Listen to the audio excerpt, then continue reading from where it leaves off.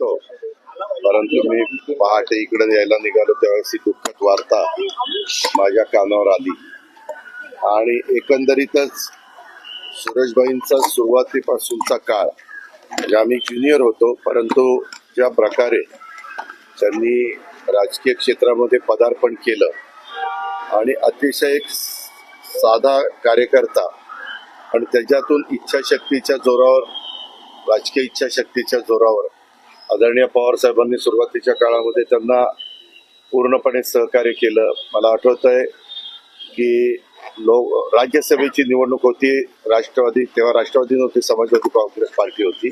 अतिशय मर्यादित आमदार होते आणि त्या आमदारांच्या मध्ये सुरेशभाईंना साहेबांनी तिकीट दिलं आणि निवडून आणलं आणि पहिले ते राज्यसभेचे खासदार झाले.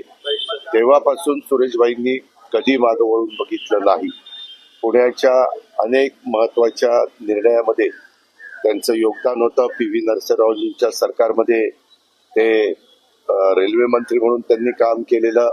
त्यावेळेस त्यांच्याकडं पूर्णपणे कारभार होता, स्वतंत्र कारभार रेल्वे विभागाचा दिलेला होता. त्याही काळामध्ये रेल्वेमध्ये अतिशय वेगळ्या प्रकारचं काम त्यांनी करून दाखवलं.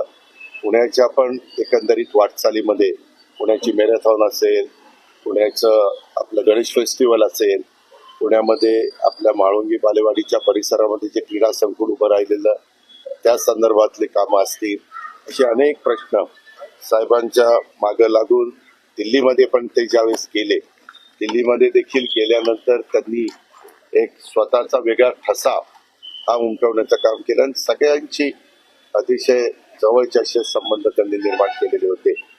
परंतु अलीकडच्या काळामध्ये ते वयोमानाप्रमाणे बऱ्याचदा आजारी असायचे आणि मध्ये माझा शेवटचा एक कार्यक्रम झाला तो जे गणेश फेस्टिवल मागे होतं, त्या कार्यक्रमाला मी गेलो होतो. तेव्हा काही उल्लेख मी मागच्या गोष्टीचा करून दिलेला होता.